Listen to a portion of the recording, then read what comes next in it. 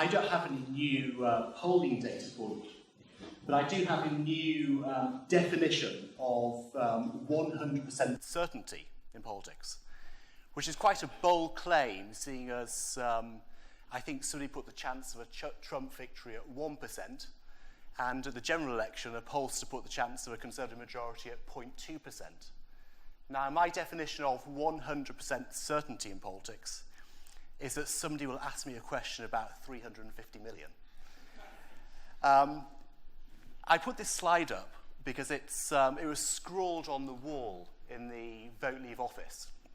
And I've actually had the section of the wall cut out, and it's going to be framed for posterity. And it's the messaging that we had at Vote Leave, and it was written up by Dominic Cummings at the beginning of the campaign, who was the chief strategist behind Vote Leave. And it shows that we've been thinking about it for a long time. We've actually stuck to our messaging throughout. I'm not going to go through all of these in turn because they don't all apply to the statistical side of things. But sticking to the idea of Europe yes, EU no, making it clear that we weren't talking about leaving Europe, as James often tried to make out we were. We were talking about leaving the EU. We talked about our money, our priorities. That's where the 350 million came in.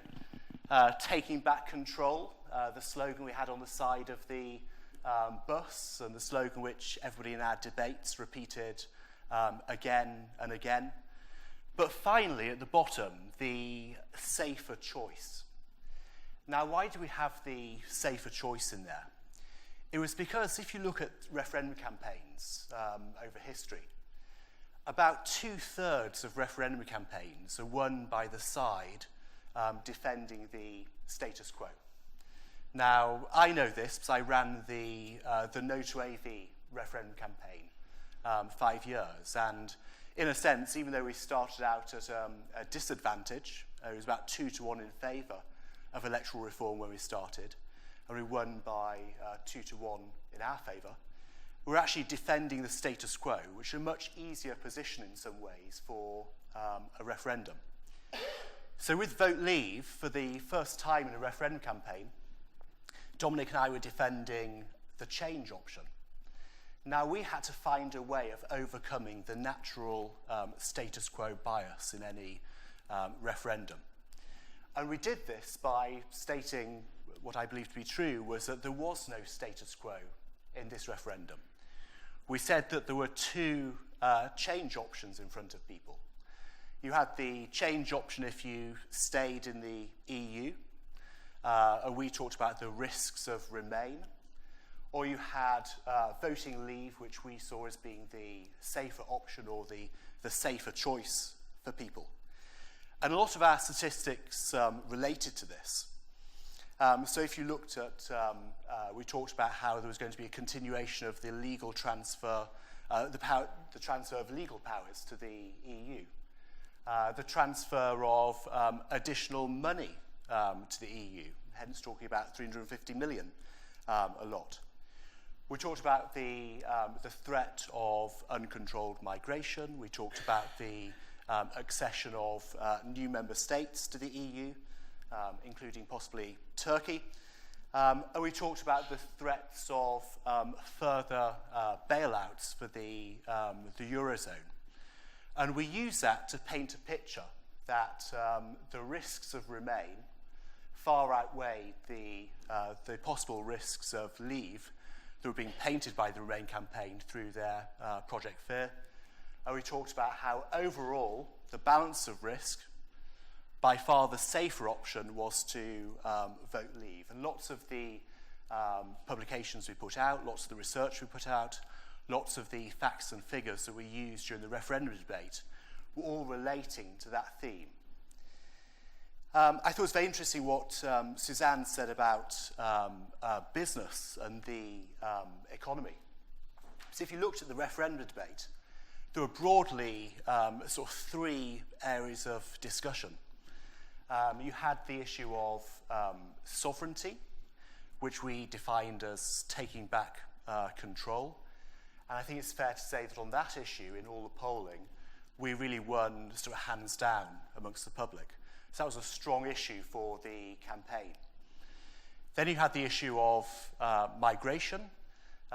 Again, an issue where we won hands down amongst the public.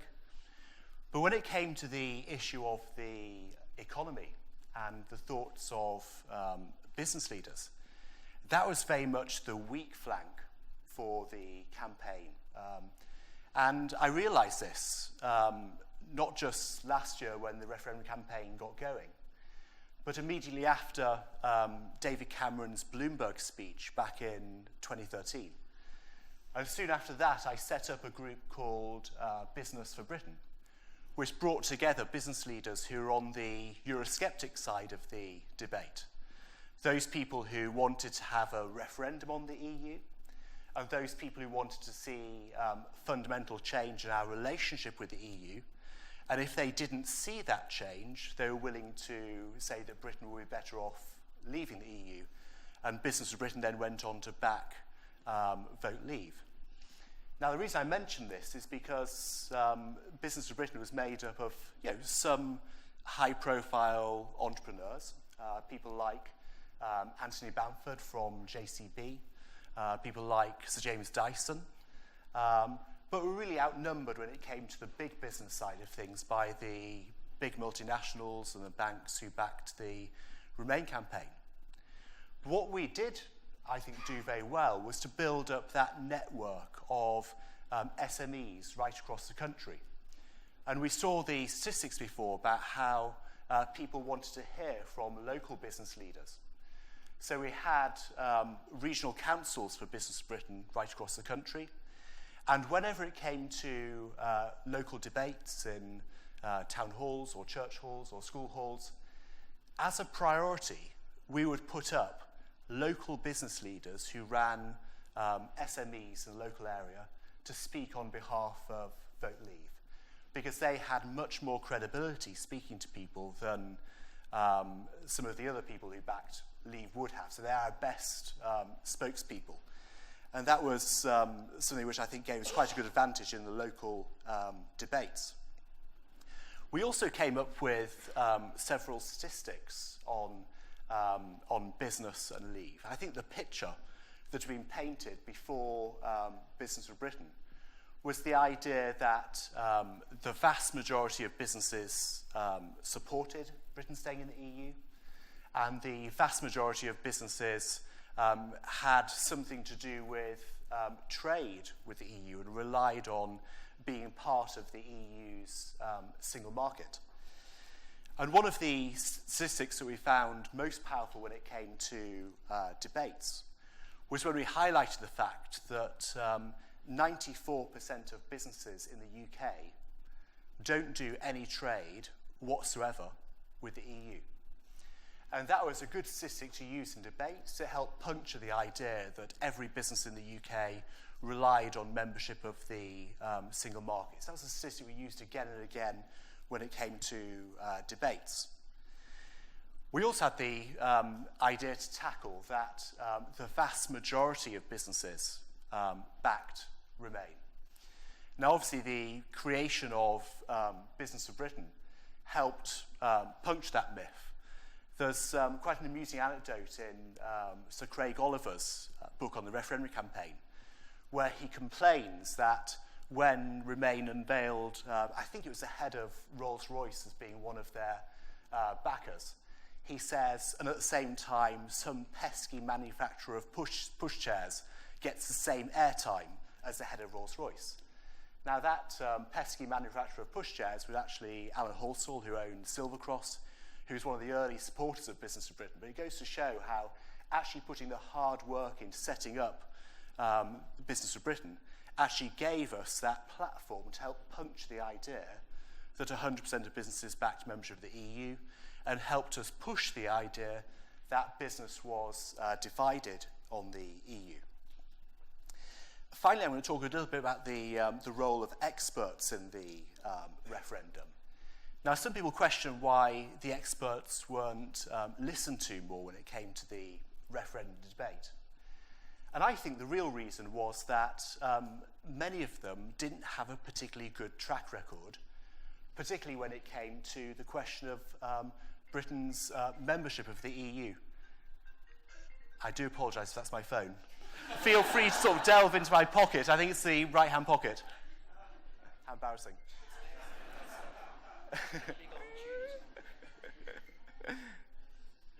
Thank you.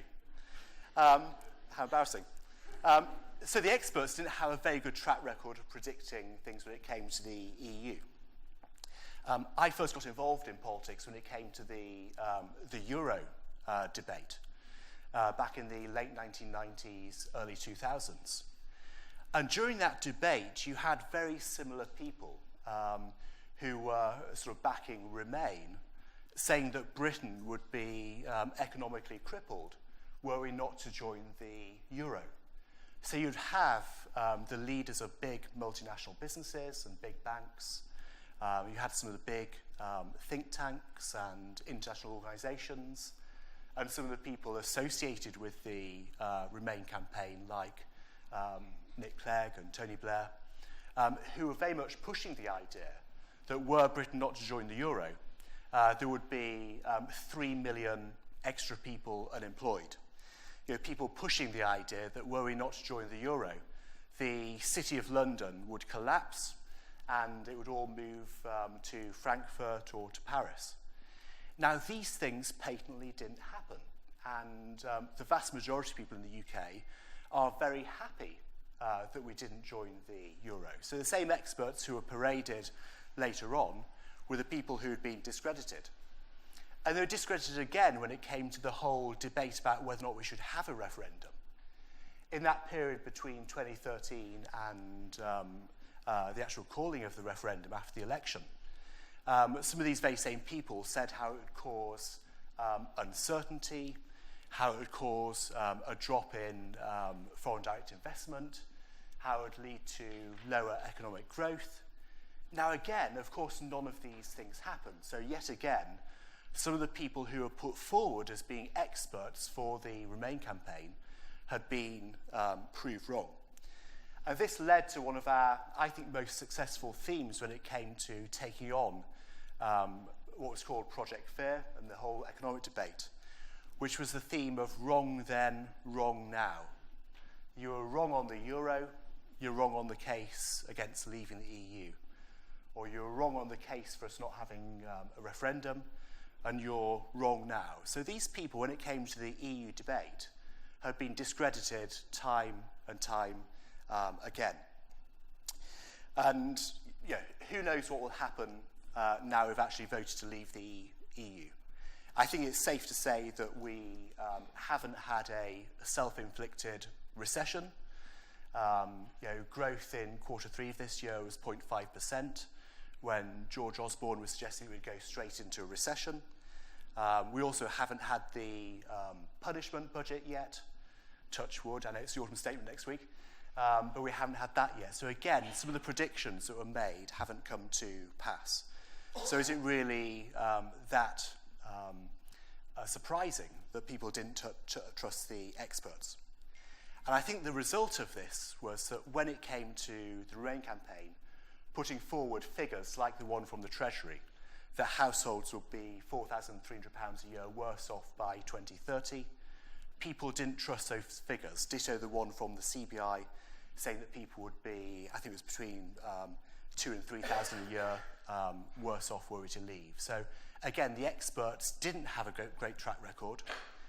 But I think more than that, on the leave side of things, we'd put in the hard work actually to make sure we could actually at least have a score draw when it came to the economic debate. I'll leave it there for now. Thank you.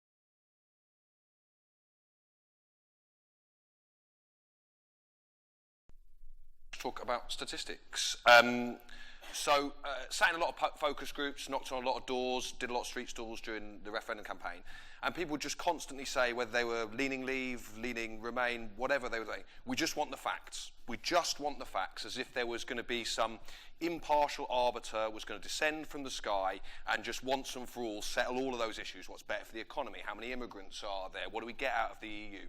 So we thought, we should probably try and find this oracle. So we polled it and we focus grouped it, and it turned out it was Martin Lewis. So we asked him what he said, and he said, on balance, it was better to remain. So we put that on just about every leaflet we could think of, and clearly it didn't work at all.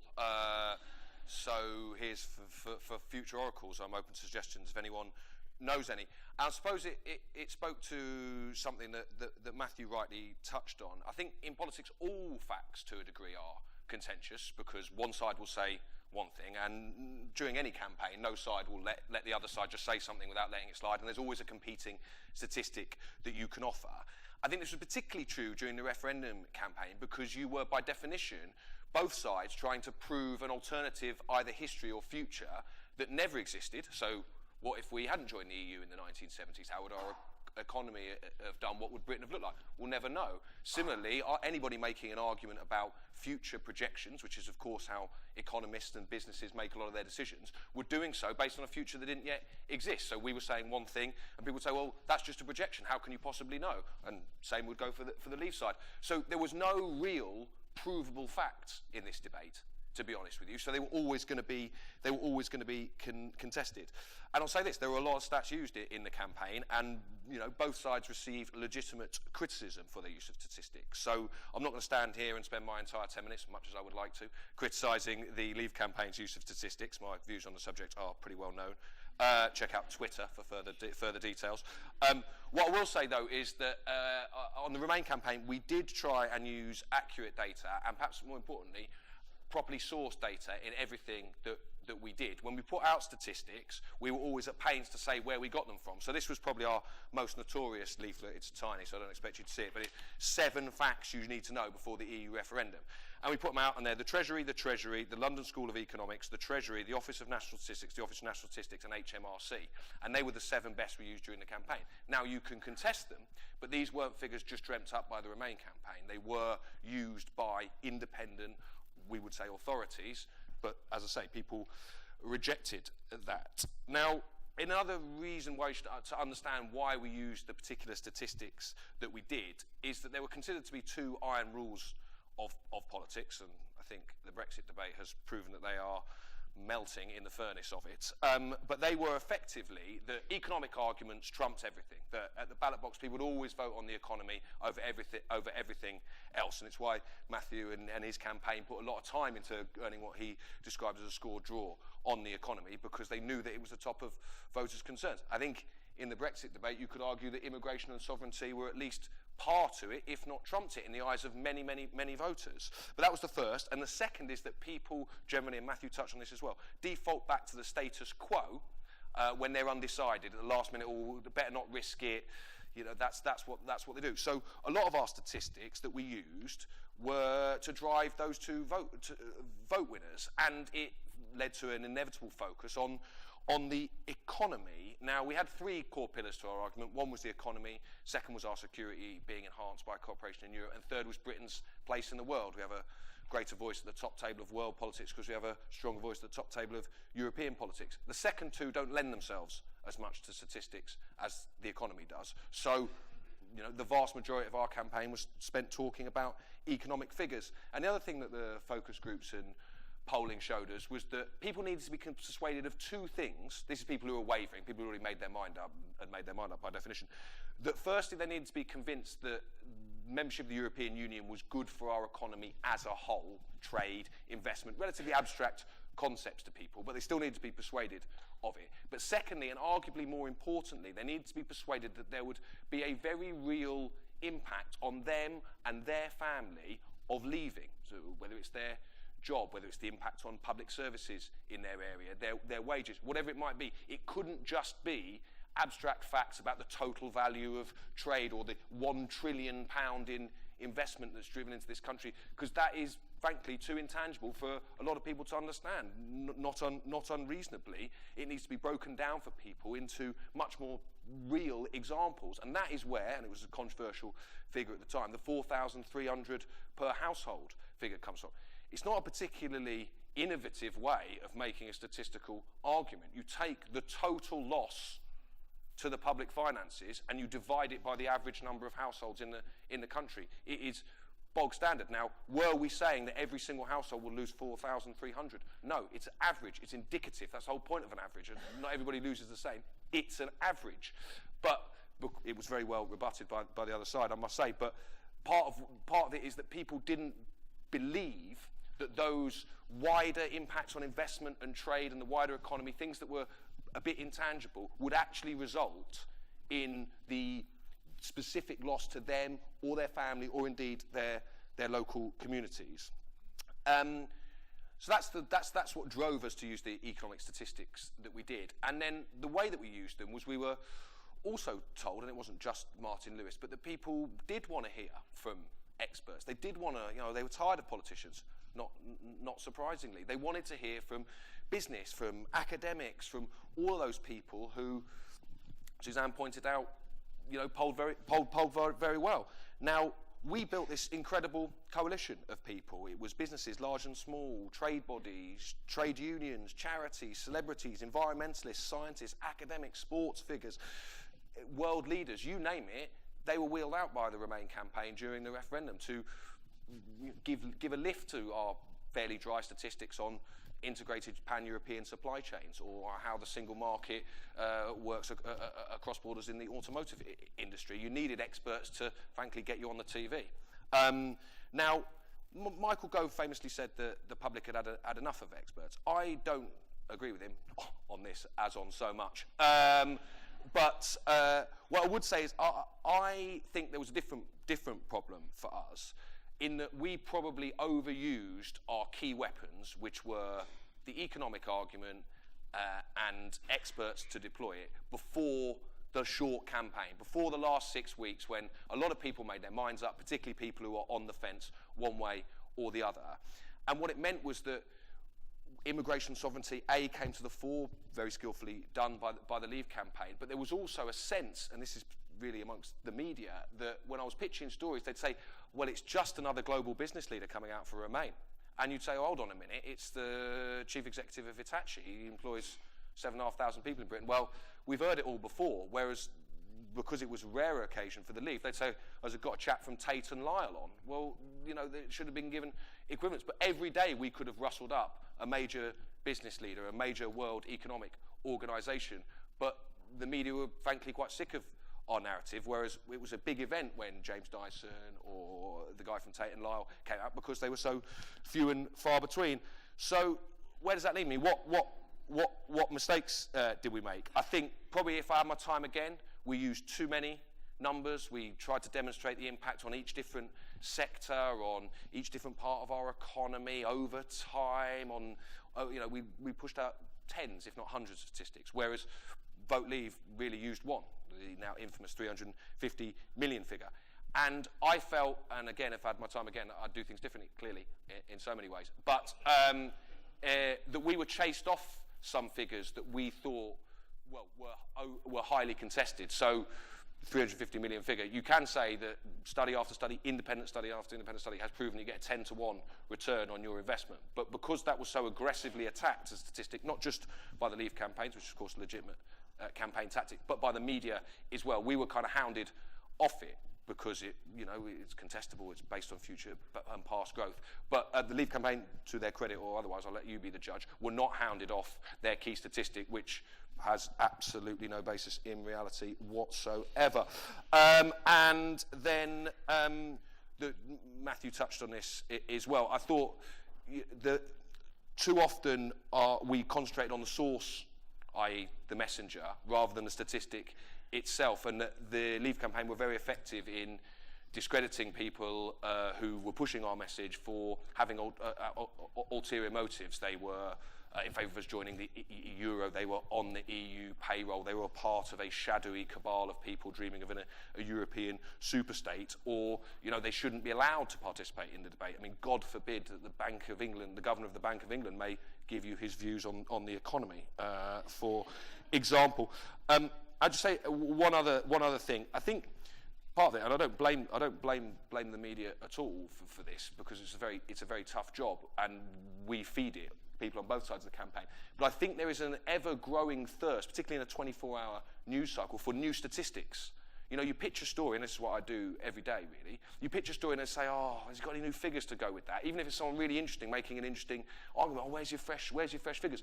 And so we provide them just to give a new newsline, to get a new way into an old debate. And I think that has become a bit of a self-perpetuating cycle, that unless something has a new number attached to it, it's not news, when actually, you know, some of the debates that we had in the referendum about the benefits of single market membership probably could have done with a bit more detail on how it works, who benefits, what sectors, what do different trade bodies think. Well, in fact, you couldn't get it past the desk for the 6 o'clock news, for example, unless it had a figure attached to it.